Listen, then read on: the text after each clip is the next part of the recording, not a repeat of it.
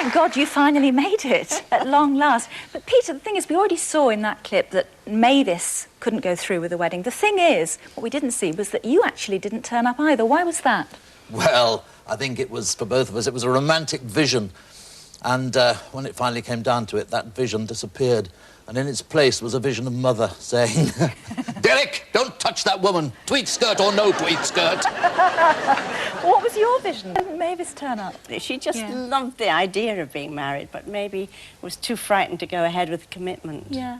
Peter, the thing about Derek is that, I mean, he doesn't intend to be really devious or malicious. He just is utterly indecisive and a complete ditherer, isn't he? Well, Peter sees it like this. I don't know where you got this idea from. I think it goes back to Mother again.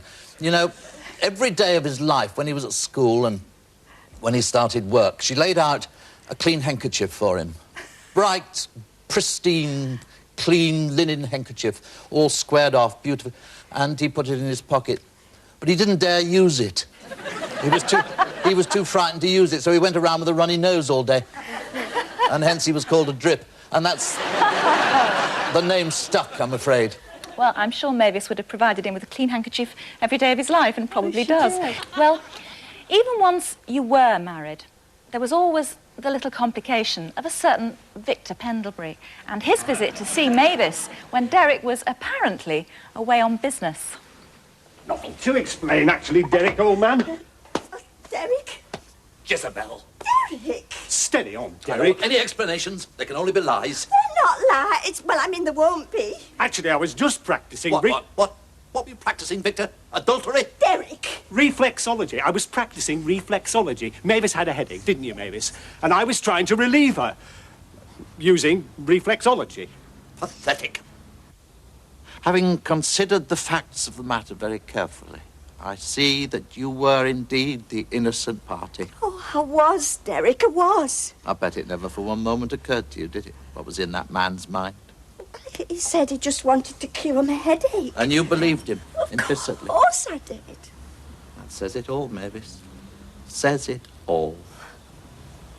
You know, I really think we ought to wrap you in pink cotton wool. You're too delicate, too innocent a creature to be allowed to roam at will in this nasty, brutish world. Oh, Derek. But there is one criticism I must make. One stricture I must level at you, Mavis. Oh. You have a lot in common with Marilyn Monroe. Marilyn Monroe? You are not aware of the power of your sexuality, Mavis.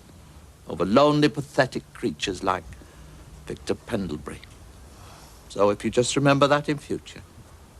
A smile, a twinkle in your blue eyes. Greyish blue. And passions are aroused, Mavis. All right? Yes, Derek. Good. Is that it? Is that what? The end of the matter. You know, I quite like a nice cup of cocoa. And perhaps one of your fairy cakes.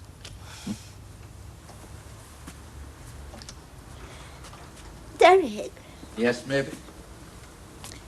Did you mean it when you called me a Jezebel? You are a Jezebel, Mavis. Definitely. Albeit unwittingly.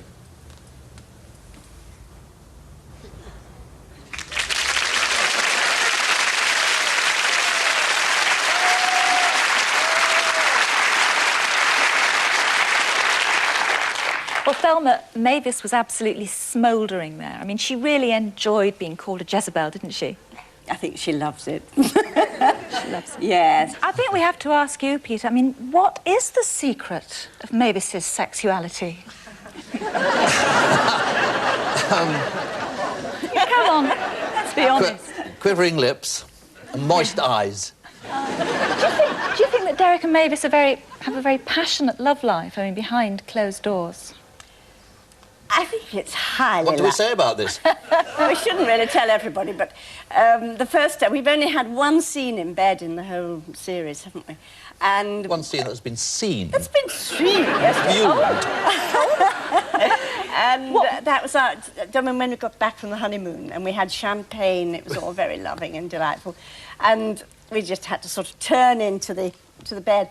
And the whole thing absolutely rocked. So the whole crew were in tux and we were the flat behind the bed was being held up by 6 crewmen behind because it was wobbling so much. And we just fell apart in hysteria. Do you think that the two of them are fated to have these misunderstandings throughout the whole of their married life? Well, it'd be a poor shame if they didn't, because there'd be no story. Yes. Well, despite all its ups and downs, we all know it's a match made in heaven. Derek and Mavis, Peter Baldwin and Thelma Barlow, thank you both very much indeed.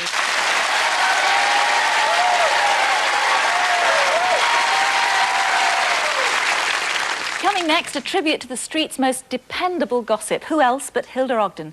Coronation Street fan Thora Hurd takes a look back at the lady with the best-known curlers in the country after the break.